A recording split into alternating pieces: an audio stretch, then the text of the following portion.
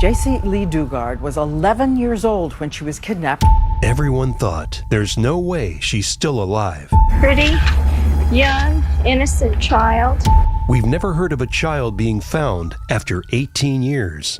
New details in the Jaycee Dugard case. Very happy to be in front of you under these circumstances. When she reappeared, everyone was wondering, how did she survive that long? I can't fathom how I kept it together. How could she have been abducted in broad daylight? Jaycee's stepfather watched helplessly from a distance. This has never happened before. Every parent's worst nightmare.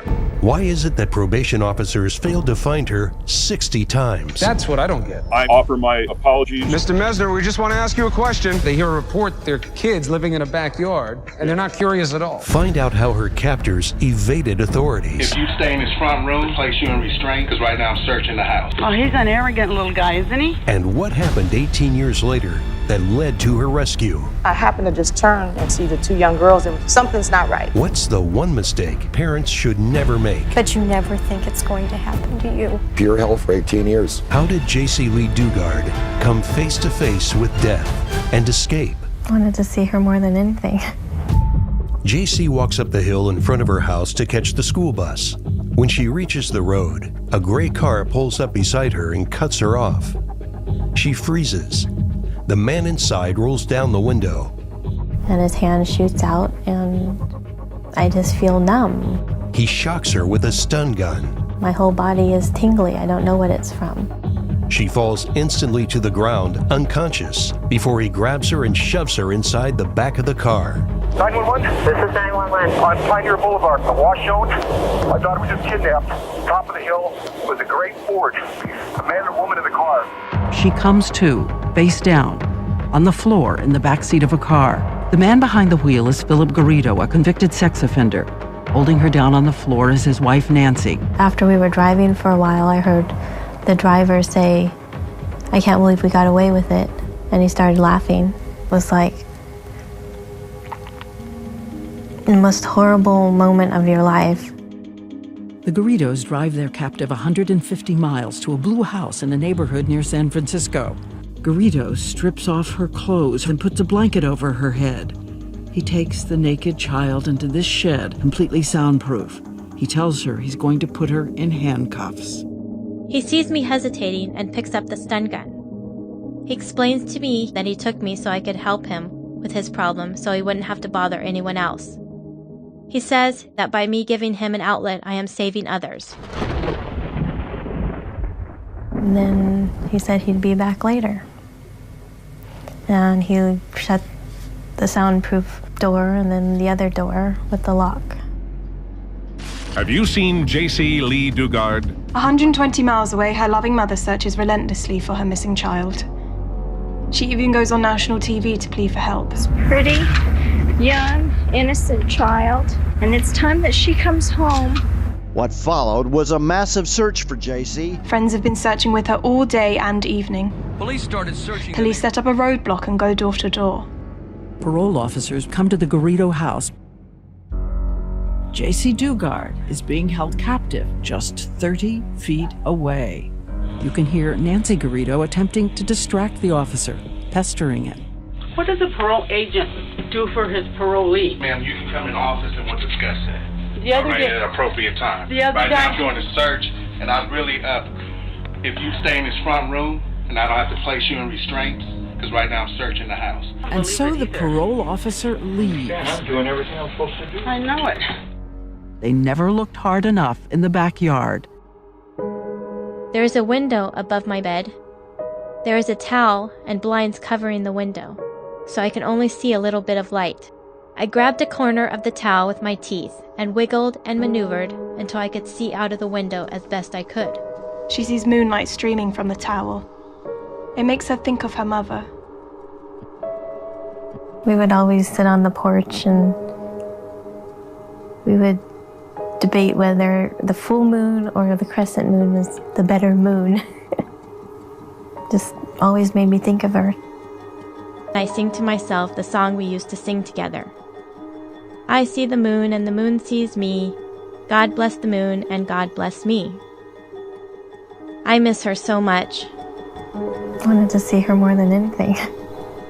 Worried I'd forget what she looked like or what she sounded like. Would she forget me? That night, 120 miles away, her mother looked up at the same moon thinking of her. June 2nd. I miss her. I wonder what she thinks about. I wonder if she ever thinks about me.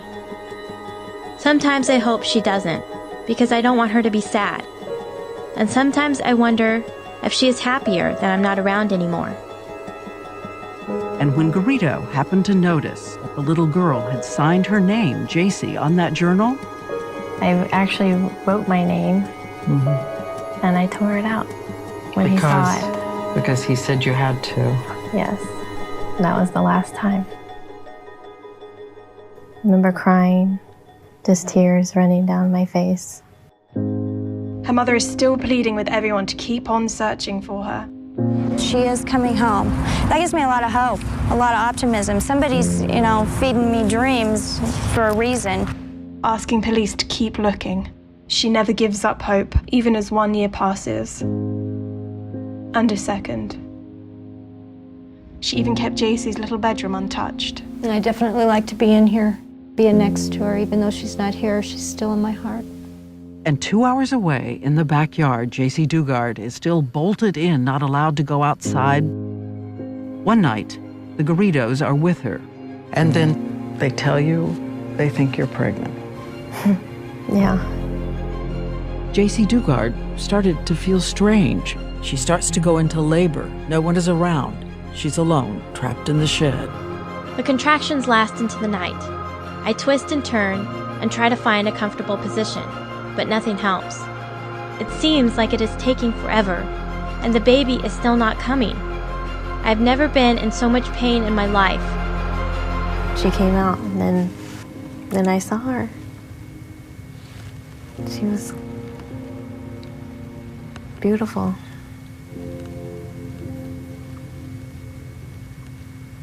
I felt like I wasn't alone anymore.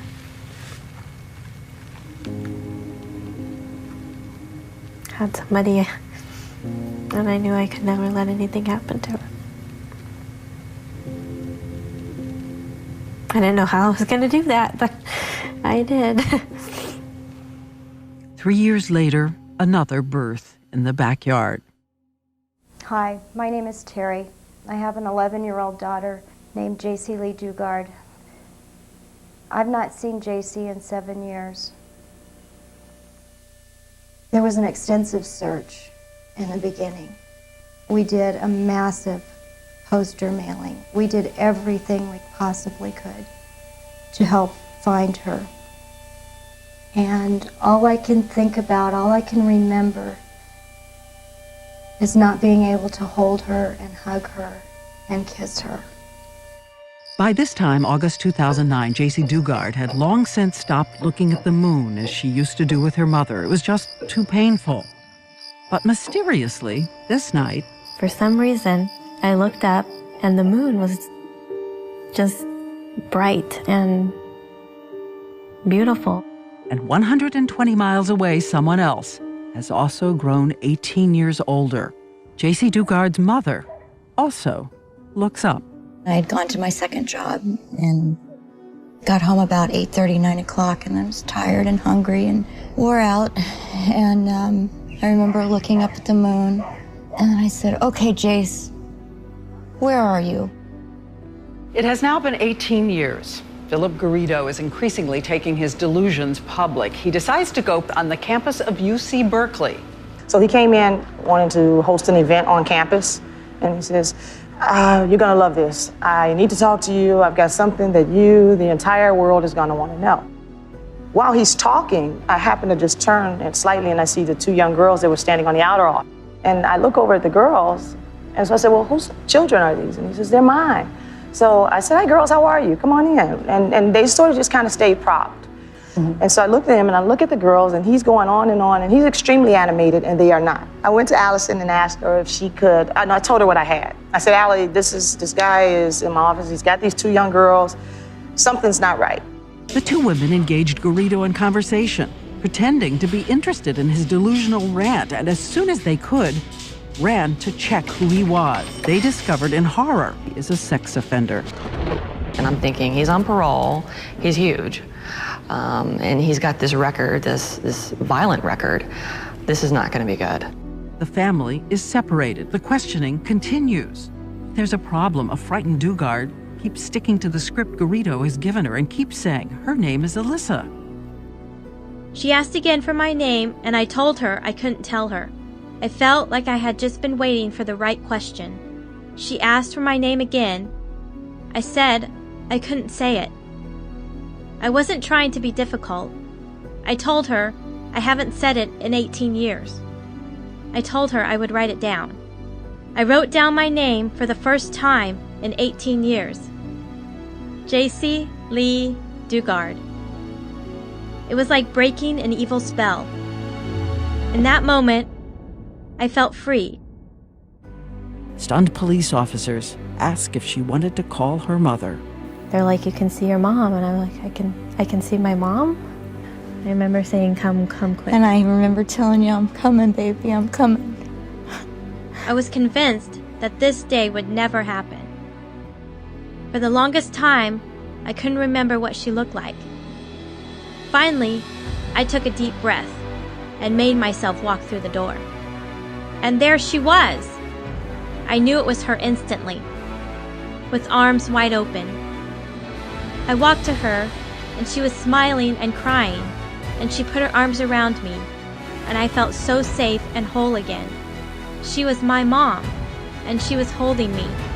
As we stood there crying on each other's shoulders, she pulled back a little to look me in the eye and hold on to my shoulders.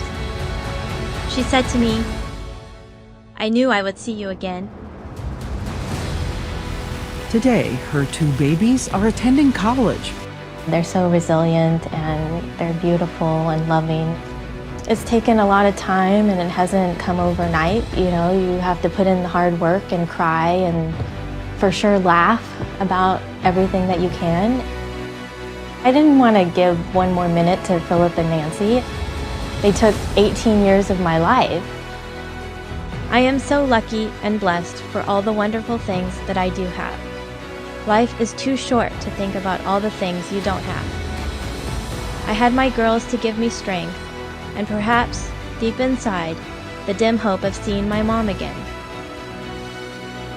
Even if it is just one thing or person you have to be thankful for, that is enough.